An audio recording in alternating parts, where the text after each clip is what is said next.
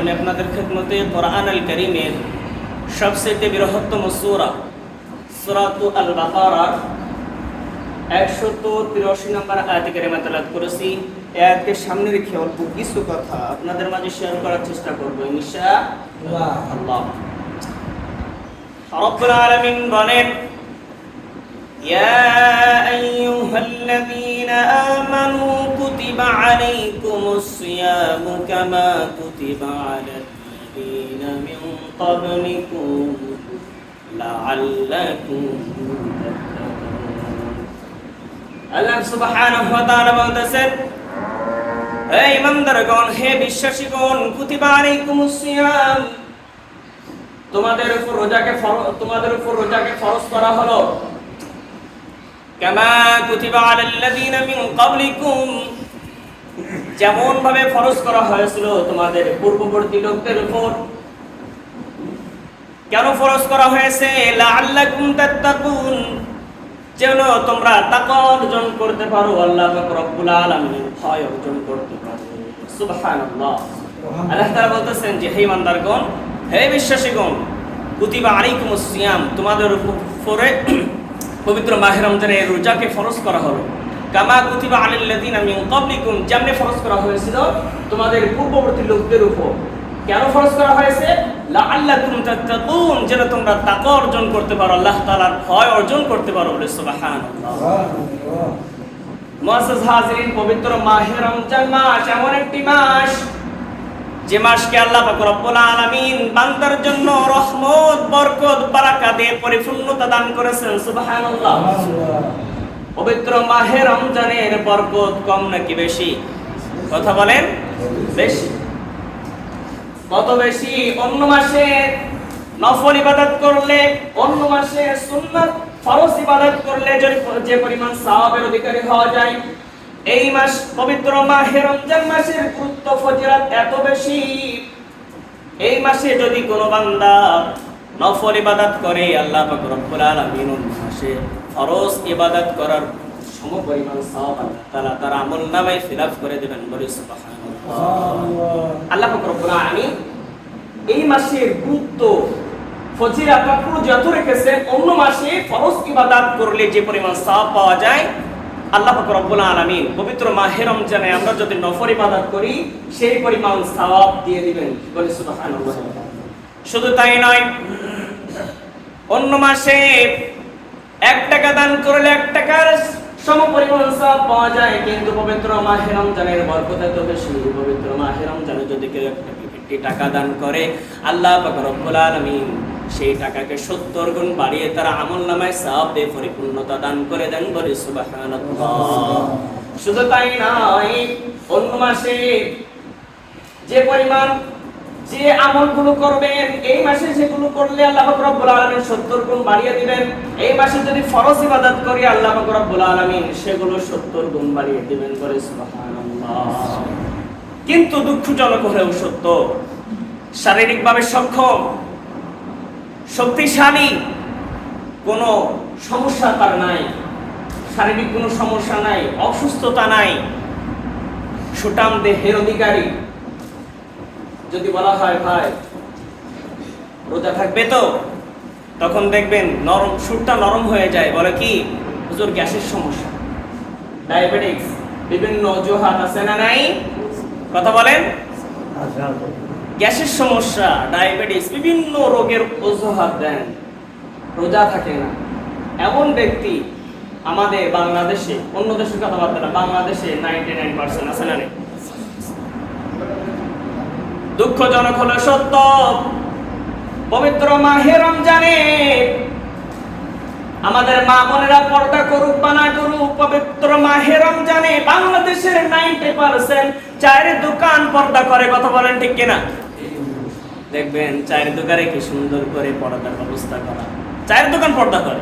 মা বোনেরা পর্দা করুক চাই না করুক, চায়ের দোকান ঠিকই রমজান মাসকে কেন্দ্র করে পর্দা করে।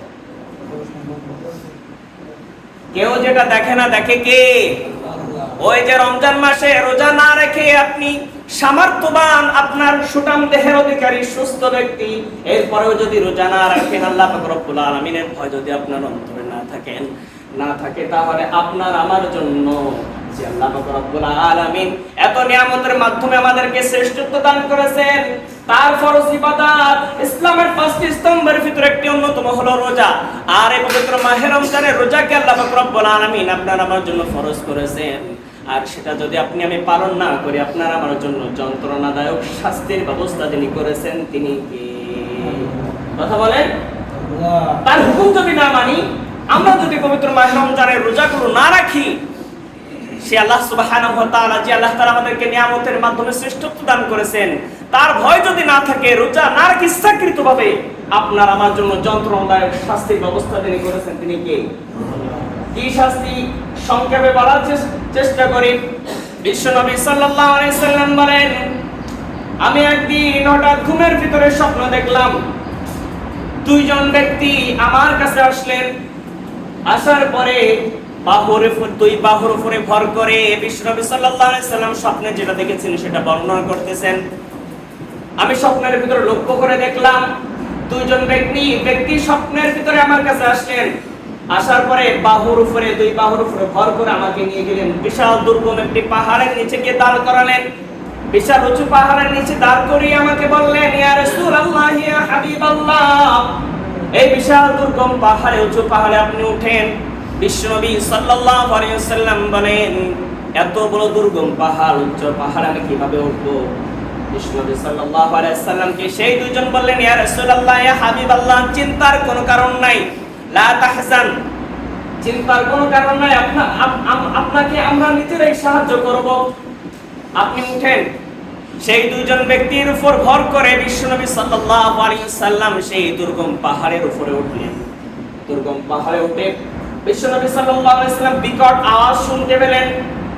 ভালোভাবে শোনার জন্য, ভালোভাবে অনুভব করার জন্য, দেখার জন্য সেই বিশাল দুর্গম উঁচু পাহাড়ের মাঝখানে চলে গেলেন। অতঃপর বিশ্বনবী সাল্লাল্লাহু আলাইহি ওয়াসাল্লাম লক্ষ্য করে দেখলেন, কিছু কিছু মানুষের, এক শ্রেণীর মানুষের পা দুটো উপরের দিকে ঝোলানো, মাথা নিচে, কোন দিকে? মাথা নিচে, পা দুটো উপরের দিকে বাঁধা ঝোলানো, করাত দিয়ে এই মুখের ভিতরে, এই যে মুখের ভিতরে দ্বিখণ্ডিত করা হচ্ছে, করাত দিয়ে কাটা হচ্ছে। এমন তো অবস্থায় তারা চিৎকার করতেছে। বিশ্বনবী সাল্লাল্লাহু আলাইহি ওয়াসাল্লাম ওই দুইজন ব্যক্তিকে বললেন, এরা কারা? এদের অপরাধ কি? এদের এই হালাত কেন? সেই দুজন বললেন, ইয়া রাসূলুল্লাহ, ইয়া হাবিবাল্লাহ, এই ব্যক্তিগুলো হলো তারা যারা সুস্থ থাকা সত্ত্বেও পবিত্র মাহে রমজানের রোজাগুলো ইচ্ছাকৃতভাবে ভঙ্গ করেছেন। এই শ্রেণীর মানুষগুলো হলো তারা। মুআজ্জাজ হাজিরিন, তাহলে যন্ত্রণাদায়ক শাস্তি আপনার আমার জন্য যে আল্লাহ পাক রব্বুল আলামিন দেখেছেন, সহ্য করতে পারবেন? কথা বলেন। ইচ্ছাকৃতভাবে রোজা ভাঙি, তাদের জন্য এই শাস্তি। শুধু তাই নয়, আমরা দুনিয়ার আগুন সামান্য হাতে লাগলে হাত পুড়ে যায়, পায়ে লাগলে পা পুড়ে যায়, শরীরের যে অঙ্গে লাগে সে অঙ্গটা পুড়ে ছারখার হয়ে যায়। কিন্তু জাহান্নামের আগুনের তীব্রতা এত বেশি, যদি শরীরের কোথাও স্পর্শ করে আগে কলিজাটা পুড়ে ছারখার হয়ে যাবে। সহ্য করতে পারবেন? তাহলে ইচ্ছাকৃতভাবে যে রোজা ভাঙে, অন্তরে কার ভয় থাকা লাগবে? কথা বলেন। আড়ালে, চায়ের দোকানে, পর্দার ভিতরে আপনি সুস্থ মানুষ ইচ্ছাকৃতভাবে রোজা ভেঙে গোপনে খাইতেছেন, পর্দা দেওয়া কেউ না দেখলে একজন মালিক ঠিকই দেখেন, তিনি কে? আল্লাহ রব্বুল আলামিন ঠিকই দেখেন। মুআজ্জাজ হাজিরিন, বিশ্বনবী সাল্লাল্লাহু আলাইহি ওয়াসাল্লাম মসজিদে নববীর ভিতরে একদিন প্রবেশ করে জুমার দিনে প্রথম সিঁড়িতে পা রাখলেন, বললেন আমিন। দ্বিতীয় সিঁড়িতে পা রাখলেন, বললেন আমিন। তৃতীয় সিঁড়িতে পা রাখলেন, বললেন আমিন। সাহাবায়ে কেরাম হতবাক হয়ে গেলেন। ইতিপূর্বে তো বিশ্বনবী সাল্লাল্লাহু আলাইহি ওয়াসাল্লাম কি এমনটা করতে কখনো আমরা লক্ষ্য করে নাই, আজকে কেন ভিন্ন অবস্থা? বিশ্বনবী সাল্লাল্লাহু আলাইহি ওয়াসাল্লামের কাছে সমস্ত সাহাবারা পরে জিজ্ঞাসা করলেন, ইয়া রাসূলুল্লাহ, ইয়া হাবিবাল্লাহ, মাফ করবেন, ইতিপূর্বে আমরা তো কখনো এমনটা লক্ষ্য করে নাই, আজকে যেমনটা লক্ষ্য করলাম, প্রথম সিঁড়িতে পা রাখলেন, বললেন আমিন। দ্বিতীয় সিঁড়িতে পা রাখলেন, বললেন আমিন। তৃতীয় সিঁড়িতে পা রাখলেন, বললেন আমিন। ইয়া রাসূলুল্লাহ, ইয়া হাবিবাল্লাহ, এর মর্মার্থ কি? এর মিনিং কি? এর অর্থ কি? আমাদেরকে একটু বুঝিয়ে বলুন। বিশ্বনবী সাল্লাল্লাহু আলাইহি সাল্লাম বললেন, আমি যখন প্রথম শীতে পা রাখলাম, ভাই জিবরাইল এসে আমার কানে কানে বললেন, ইয়া রাসূলুল্লাহ, ইয়া হাবিবাল্লাহ, আপনার ওই উম্মত ধ্বংস হয়ে যাক যে আপনার নাম শোনা মাত্র দুরূদ পাঠ করলো না। বিশ্বনবী সাল্লাল্লাহু আলাইহি সাল্লাম শুনে বললেন, আমিন। এরপরে দ্বিতীয় শীতে যখন পা রাখলাম, জিবরাইল আলাইহিস সালাম আমার কানে কানে এসে বললেন, ইয়া রাসূলুল্লাহ, আপনার ওই উম্মত ধ্বংস হয়ে যাক, নিঃস্ব হয়ে যাক যে পিতামাতা একজন বা দুইজন বা উভয়কে ফেল, অথচ তাদের খেদমত করে জান্নাত ক্রয় করতে পারলো না, আপনার সেই উম্মতগুলো ধ্বংস হয়ে যাক। বিশ্বনবী সাল্লাল্লাহু আলাইহি ওয়াসাল্লাম বলেন, আমিন। এরপরে বিশ্বনবী সাল্লাল্লাহু আলাইহি ওয়াসাল্লাম বলেন, আমি তৃতীয় শীতে যখন পা রাখলাম, জিবরাইল আমিন আমার কানে কানে বললেন, ইয়া রাসূলুল্লাহ, আপনার ওই উম্মত ধ্বংস হয়ে যাক যে পবিত্র মাহে রমজানের রোজা পেল অথচ নিজের গুনাহগুলো আল্লাহর কাছ থেকে maaf করে নিতে পারলো না। বিশ্বনবী সাল্লাল্লাহু আলাইহি ওয়াসাল্লাম শুনে বললেন, আমিন। মানে আল্লাহ পাক রব্বুল আলামিন এই দোয়াগুলো কবুল করো। আপনারাই বলেন, যেখানে বিশ্বনবী সাল্লাল্লাহু আলাইহি ওয়াসাল্লাম এবং জিবরাইল আলাইহিস সালাম স্বয়ং নিজেরাই দোয়া করেছেন, সেই দোয়া কি কবুল হবে কিনা? কথা বলেন। নো ডাউট, কোনো সন্দেহ নাই। যেখানে আল্লাহর রাসূল নিজে দোয়া করেছেন, জিবরাইল আলাইহিস সালাম দোয়া করেছেন, রোজা পবিত্র মাহে রমজানের রোজা পেয়ে যদি আল্লাহ তাআলার কাছে আপনার আমার জীবনের গুনাহগুলো maaf করে নিতে না পারলাম, তাহলে আপনি আমিও সেই ধ্বংসের কাতারে, কথা বলেন ঠিক কিনা? এখন রোজা রাখবেন কি ইচ্ছাকৃতভাবে ভঙ্গ করবেন, নাও দা ডিসিশন ইজ ইওর, এখন সিদ্ধান্ত আপনার। কথা বলেন। সংক্ষেপে বলার চেষ্টা করি। এবার রোজা রাখলে কি পাবো, রোজা রাখার ফজিলত কি, সংক্ষেপে বলার চেষ্টা করি। আল্লাহ পাক রব্বুল আলামিন অন্যান্য ইবাদতের ব্যাপারে অনেক সওয়াব দিবেন, এই সওয়াব দিবেন, সেই সওয়াব দিবেন, অনেক কিছু বর্ণনা আছে, হাদিসে আছে, আছে না? অন্যান্য ইবাদতের ব্যাপারে সবকিছু বলা আছে ইল্লা সাওম, কিন্তু রোজা ব্যতীত।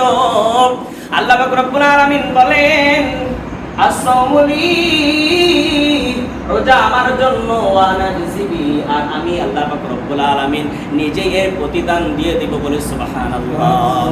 আপনারা বলেন, আল্লাহ পাক রব্বুল আলামিন যত বড় তার প্রতিদানও তত বড়। কথা বলেন। আল্লাহ বলেন, as-sawmu li, রোজা আমার জন্য, আর আমি এর প্রতিদান আল্লাহ সুবহানাহু ওয়া তাআলা বলতেছেন আমি নিজেই দেব। সুবহানাল্লাহ ওয়া বিহামদিহি। শুধু তাই নয়, রোজাদারদের জন্য আল্লাহ পাক রব্বুল আলামিন এমন পুরস্কারের ব্যবস্থা করেছেন যে পুরস্কারটা শুধুমাত্র রোজাদার ব্যতীত আর কেউ উপভোগ করতে পারবে। বিশ্বনবী সাল্লাল্লাহু আলাইহি ওয়াসাল্লাম বলেন, রোজাদারদের জন্য আল্লাহ পাক রব্বুল আলামিন একটি রায়হান নামক জান্নাত উপহার রেখেছেন, যে জান্নাতে রোজাদার ব্যতীত আর কেউ ঢুকতে পারবে না, প্রবেশ করতে পারবে। আর রায়হান নামক দরজা দিয়ে যদি কেউ, ওই দরজা দিয়ে যদি কেউ প্রবেশ করে, আর কখনো তার পিপাসা লাগবে না। সুবহানাল্লাহ। আল্লাহ পাক রব্বুল আলামিন রোজাদারদের জন্য কত যে আল্লাহ পাক রব্বুল আলামিন বলেছেন যে as-sawmu li, রোজা আমার জন্য, ওয়ানা জিবি, আর এর প্রতিদান আমি নিজেই দেব। সুবহানাল্লাহ। এর চেয়ে বড় কিছু আর হতে পারে না যে আল্লাহ পাক রব্বুল আলামিনের জন্যই রোজা। কারণ নামাজ বলেন, হজ বলেন, যাকাত বলেন, আদার্স যত ইবাদত আছে সবকিছু মানুষকে দেখানোর জন্য করা যায়। কোন পাগল না খেয়ে, সারাদিন না খেয়ে কাউকে দেখানোর জন্য রোজা রাখবে না। কথা বলেন ঠিক কিনা?